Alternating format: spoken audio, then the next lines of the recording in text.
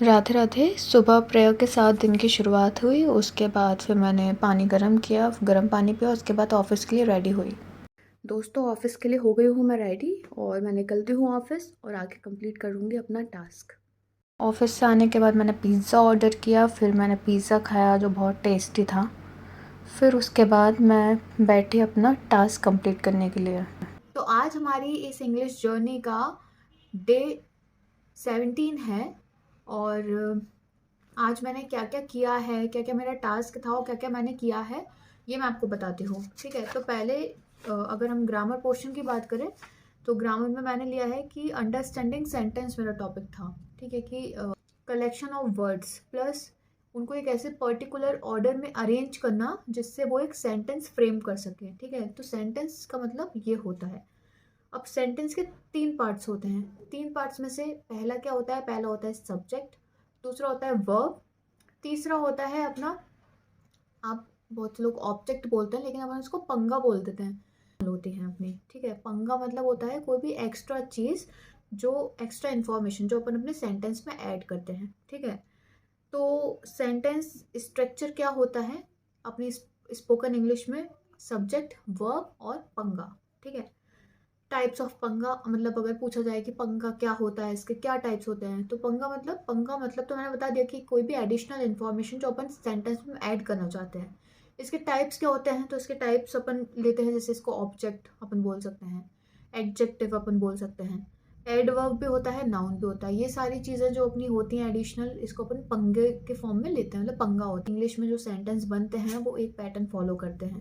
ठीक है, सब्जेक्ट और वर्ब, सिर्फ सब्जेक्ट और वर्ब भी सेंटेंस फ्रेम करता है। जैसे कि रोहन वॉक, तो अपन को पता चल रहा है कि रोहन क्या कर रहा है? वॉक कर रहा है। तो सिर्फ सब्जेक्ट और वर्ब के यूज से ही अपन एक पूरा सेंटेंस फ्रेम कर सकते हैं। जैसे रोहन वॉक, ही रन, दे शाउटेड, अपन को पूरी चीज़ समझ में आ रही है कि वो क्या कर रहे हैं। इसमें जो रोहन है, ही है, दे है, ये क्या है? सब्जेक्ट है। और जो क्रिया है, जो एक्शन वो लोग कर रहे हैं, वो है वर्ब। ठीक है, दूसरा अपन फॉर्म पे आते हैं, वो है सब्जेक्ट वर्ब एडजेक्टिव। इसमें क्या है अपना? इसमें फ्रेमिंग ऐसे होती है, ही इज हैंडसम। तो अपना ही सब्जेक्ट हो गया, वर्ब हो गई अपनी इज, और एडजेक्टिव हो गया हैंडसम। एडिशनल इन्फॉर्मेशन है वो आ गई अपनी हैंडसम, हो गया एडजेक्टिव। तीसरी अपनी फ्रेमिंग है सब्जेक्ट वर्ब ऑब्जेक्ट।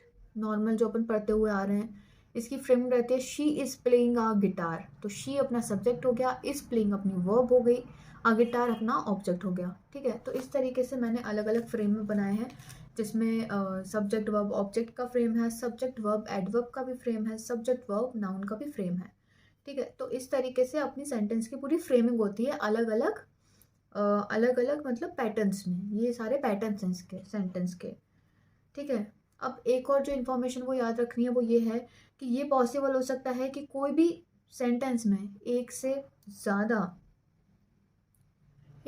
वर्ब हो और वो, या फिर सब्जेक्ट हो सकता है ऐसा कि कोई भी सेंटेंस में एक से ज़्यादा वर्ब और सब्जेक्ट हो सकते हैं। तो उसके लिए क्या करना है, आप मतलब ऐड कर सकते हैं, जैसे कि मैंने समझा है, आप ऐड कर सकते हैं उसके लिए कॉमा और या फिर एंड, इन तीनों का आप यूज़ कर सकते हैं। मतलब इन तीनों में से किसी एक का आप यूज़ करके ऐड ऑन कर सकते हैं इन्फॉर्मेशन। ठीक है, ये तो हो गई हमारी भाई ग्रामर की बात।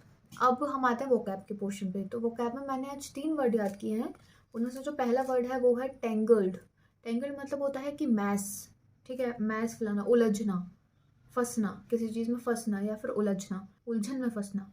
सिमिलर इसके वर्ड्स होते हैं मैसी एंड ट्विस्टेड।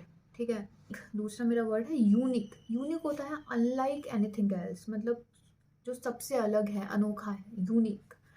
ठीक है, सिमिलर वर्ड्स होते हैं इसके स्पेशल और डिस और डिस्टिंक्टिव। Distinctive, special, distinctive. तीसरा जो अपना वर्ड है वो है वेंडर। वेंडर होता है एक पर्सन जो ऑफर करता है आपके लिए कुछ बेचने के लिए, जो चीज़ आपको ऑफर करता है। इसके सिमिलर वर्ड्स होते हैं ट्रेडर और लैंडर। ट्रेडर और लैंडर। ठीक है दोस्तों, तो ये हो गई वोकैब की बात अपने। तो मतलब मैंने ग्रामर करी है, वोकैब भी कर ली है, रीडिंग प्रैक्टिस भी करी है और इंग्लिश स्पीकिंग प्रैक्टिस भी मैंने कर ली है। ठीक है, तो रीडिंग प्रैक्टिस में मैंने क्या किया है वो ये है, don't compare your life to others. There is no comparison between moon and sun. They both shine when it's their own time. तो दोस्तों इसी के साथ आज का मेरा टास्क हुआ कंप्लीट। अब कल मिलते हैं एक नए वीडियो के साथ। जब तक के लिए bye bye, take care, Radhe Radhe.